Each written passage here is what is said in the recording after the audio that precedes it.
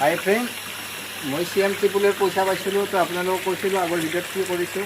এয়া চাওক কি বনাইছোঁ, এয়া বায়'ব্লক বনাইছোঁ। তো মই ইয়াত ডাঙৰ 3টা টেংকি আৰু এটা সৰু টেংকি বনাইছোঁ। তো এইটো এসপ্তাহৰ আগত চাফা কৰিছিলোঁ, তো পানীটো লেতেৰা হোৱা নাই। আৰু এই 2টা টেংকি 15 দিন আগত চাফা কৰিছিলোঁ, কিন্তু এই পানী অলপ লেতেৰা হৈছে। তো আজি এই 2টা টেংকি অলপ চাফা কৰি দিম, নহ'লে মাছ মৰিব। তো বেছি কষ্ট নাই, ইফালে মটৰৰ পানী আহি আছে আৰু ইয়াৰ পৰা মই আউটগোয়িং চিষ্টেম ৰাখি দিছোঁ। তাৰপিছত আপোনাৰ এইবিলাক হাৱা মেচিন, তো হাৱা মেচিন থাকিলে কি হয়, গেছ নহয়। তাৰে বিষয়ে পিছত কম।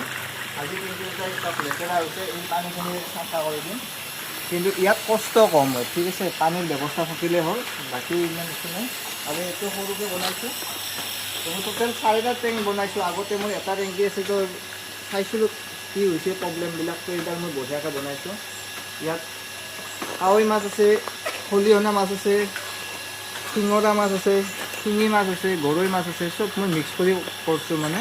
আৰু চব লোকেল দিয়ক, একদম নহয়। ইয়াৰ মানে মোৰ লগ এজন আছে, সি মোক নদীৰ পৰা উঠাই আনি দিছে। তো আমাৰ গাঁৱৰে ইয়াক পিছত লগ ধৰিবা দেখাই দিম।